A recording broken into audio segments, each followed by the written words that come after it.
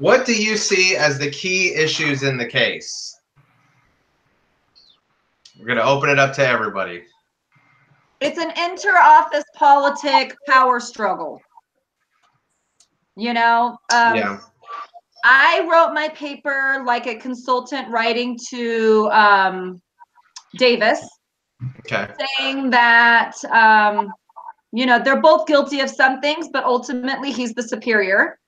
And so if he has certain expectations from Tom Green, then he needs to be very specific about those expectations and train better so that Tom Green knows, oh, he wants me to update my Outlook calendar. I need to do that. Oh, he wants me to shoot him a 2-minute email every day and let him know where I'm going. Like, that's micromanaging and it's probably unnecessary. But if that expectation is there, if Davis lays it out, then Green will do it. Yeah, You know? I see this as one of the cases where a Post-it note would have fixed all of this. You know, with like a Post-it note and a couple questions, that really could have done all the damage. Okay, anyone else? Any So other do you want to issues? hear my take on it? Yes, please. It's completely different than anybody else's. All right. I wrote my letter to Susan McDonald because I think all of this is because of her. I agree. She went over Frank's head and hired Thomas Green without even talking to him about it, and that basically tells him your management doesn't matter. I care more about who gets this job than, you know, how it affects you or the things that you had planned for your group. And then the day that Thomas Green starts, she goes into his office and she tells him, hey, Frank doesn't want you here. And so you need to make sure that you do everything exactly perfect and make a good name for yourself because it's on your shoulders because I hired you and he didn't want you. That's a really good point. I didn't even think about that. Well, the next question is, if you were Shannon McDonald, would you have hired Thomas Green?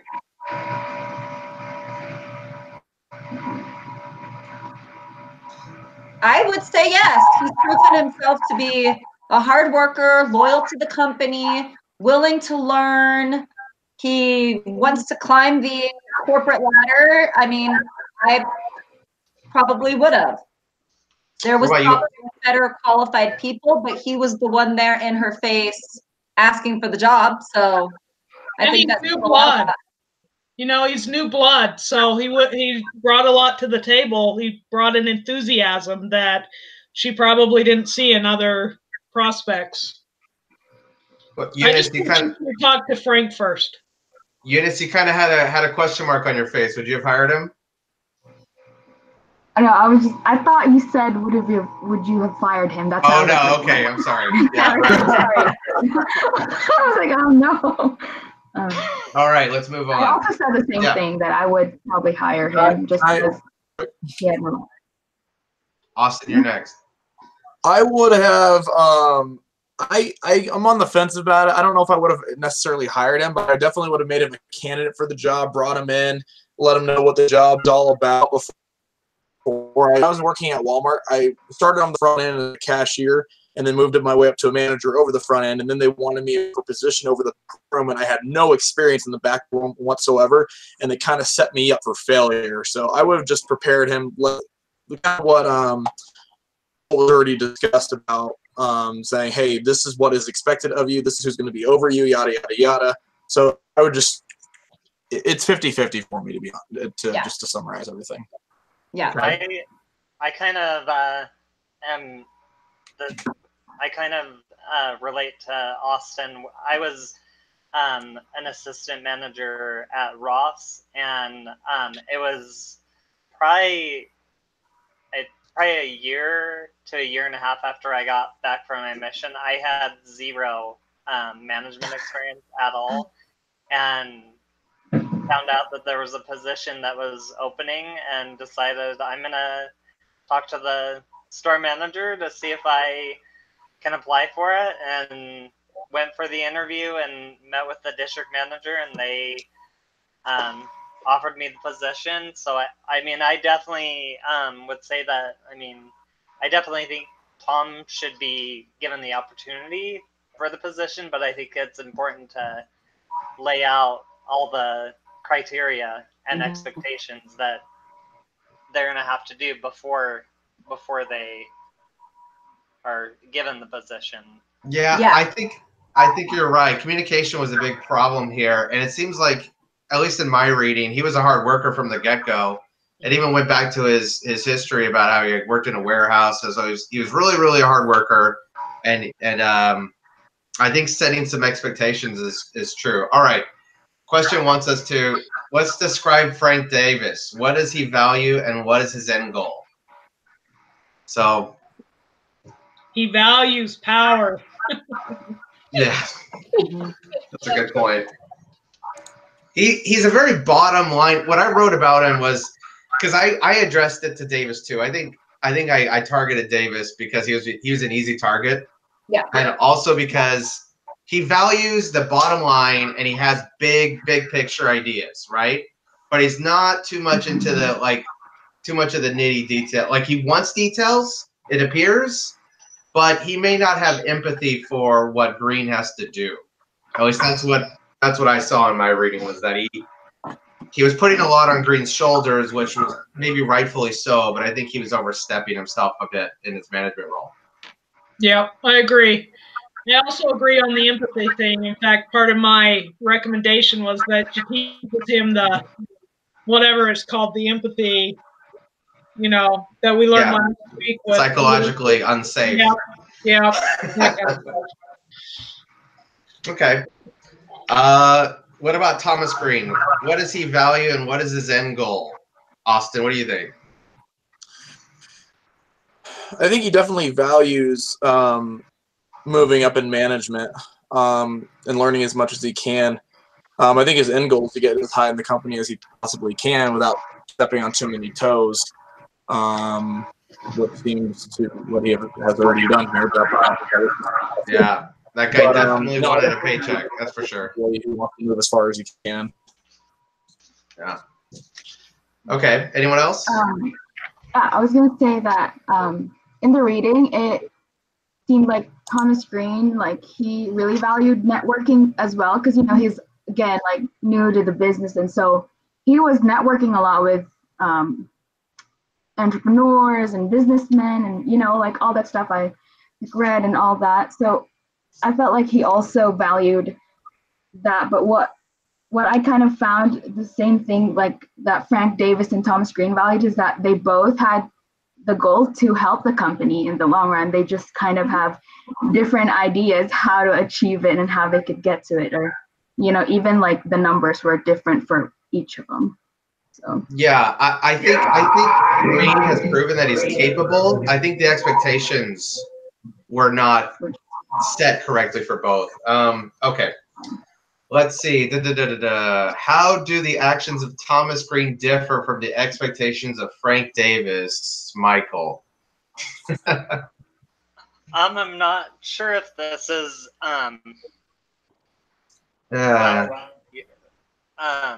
what the question is asking, but one of the things that I found really interesting in the article is where it talked about where Davis decided to go to Atlanta a day early. Yeah, and exactly. And Thomas Green or Frank Davis was wondering, where'd you go? I'm doing my job. I'm doing the job that you asked me to do. That's really hard. Yeah, he did. He took the initiative a lot. He was looking for other opportunities, which I think is important. He was trying to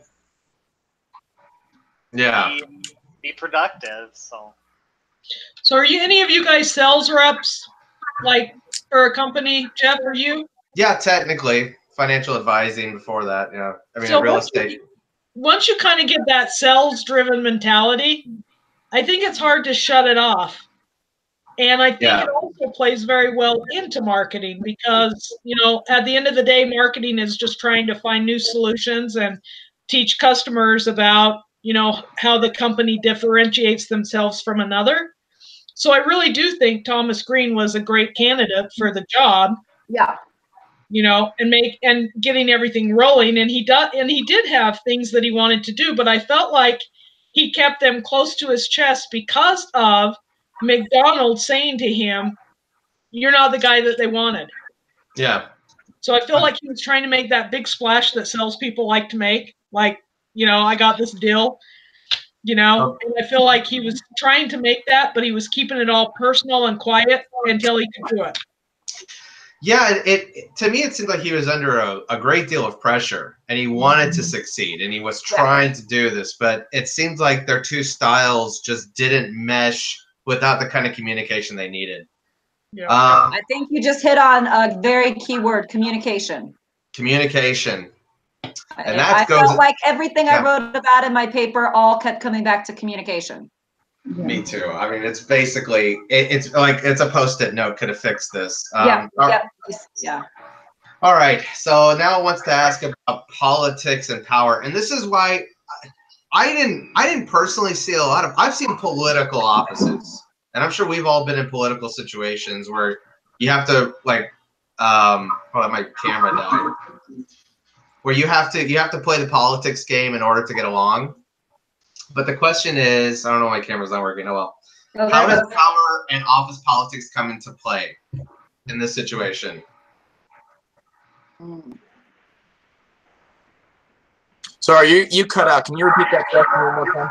Yeah. How does power and office politics come into play? Well, I think power and office politics come into play. I mean, if you look at Frank Davis, he expected to be able to name the new person that was taking over the job, and he didn't. So I guess that kind of hit pride a little bit, because he was like, no, that was my responsibility, and he kind of overstepped my bounds and hired the guy I didn't want. So I think pride also plays a big role in this. I can see that. Anyone else? Power and politics. Power. Nope. I know that's kind of a dumb question. Well, I can comment. I'm like, I did say in my paper about Davis, I said that he was a bit of a micromanager, and at that level in the company, you shouldn't really have to micromanage your employees. So you got to kind of like let go a little bit. And I think when I think of the words micromanage, I think of power, like you just kind of said, like you got to feel like you know everything that's going on, where really all you need to do is set the expectations and then let them figure out how they're going to get the expectations done. But he never really set out his expectations. Yeah, and then as soon as I don't think Green had enough time to really build onto the expectations, because Davis was on him right away. And then if you're starting to criticize someone's calls, you're overstepping your bounds anyways. Or you're not like, I would look at the manager at that point if I was Shannon. I was like, well, what are you doing, Davis? How are you? Like, and he's like, well, I met with him. I wrote these, I sat with him, and I'm writing you an email. Like, I don't know. Okay. Wait a second, Jeff. The other thing where I saw the power and politics was when Davis set the quota for Thomas's Green's employees. Oh, right. And he set him from information that he had from being in that job 6 months prior. So he didn't give Thomas Green the respect to say, okay, I realize things can change in 6 months, because they can pretty drastically. Yeah. And he never gave him the opportunity where he should have. That should have been a mentoring moment for Davis to bring Green into his office. They should have sat down and they should have talked about the quotas that they were going to give to his people together. I agree with that. I think that just a little bit more detail, but not as much micromanagement could have done well here. Mm-hmm. Okay, so the question they're asking me, what can he do to salvage the situation? Can he do it? How can he repair the relationship with Davis? I don't know. What do you think? You guys, Austin, Michael, and what do you guys think? I mean, I think they both need to get into a room with McDonald kind of being the mediator, and talk out their differences and get a game plan on how they can get along and coexist with one another.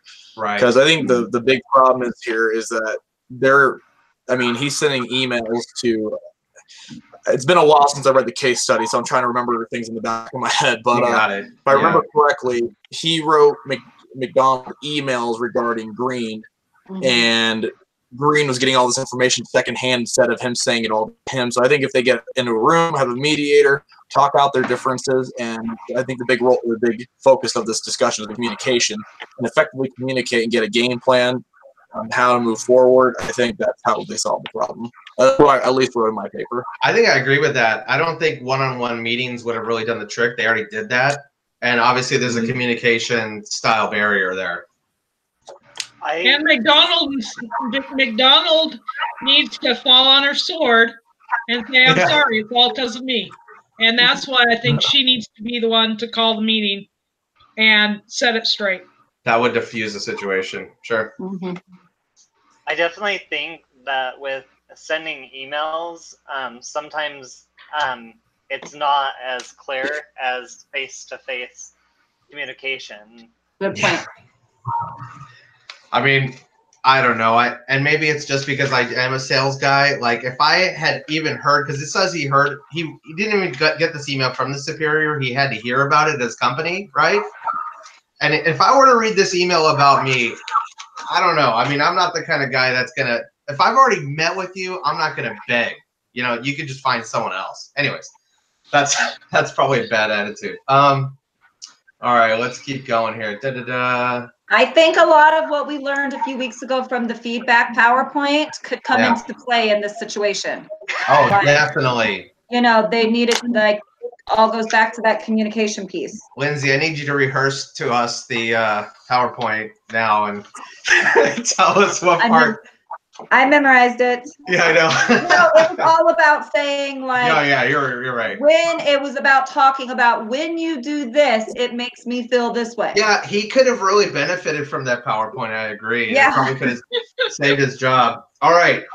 Well, we basically covered most of it. All right, so it wants me to share the rest of the story. So this is what happened to Green. So in February 5th, 2008, Green took the offensive against his boss. He crafted a series of memorandums, emails, reports, and projections that exposed inaccuracies in creative forecasting. This data enabled Green to build some alliances with other marketing personnel who used the data to ultimately side with him. So now he's building a war party. On April 4th, it was announced that Frank Davis was being moved laterally to an undefined special project. And we all know what that means, right? If they're moving you from the sales floor out to the back of the storage, you're old Yeller. I mean, that's basically what you are. Yeah. However, Green's tactics were seen as overly brutal by many in the company, and although he won the battle against his boss, his career was irreparably harmed. McDonald's distanced himself from her, which, you know, that's the saving grace umbrella, right? And by 2008, Green announced he was resigning to pursue an MBA. So the last question they really have us ask is, we can only speculate what happened if Green had tried to help Davis work out discrepancies. Perhaps both would have succeeded.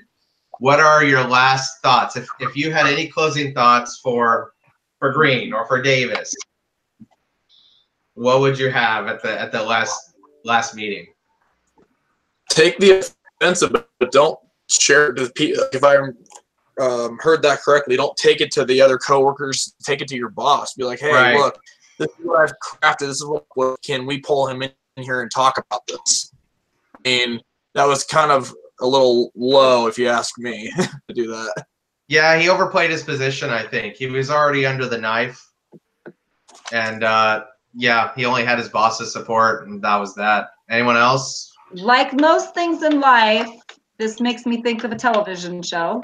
And every Monday night when I'm watching The Bachelor, I always say, stop tattling on the other girls, because anybody who tattles on the other girls goes home. Like, they never win.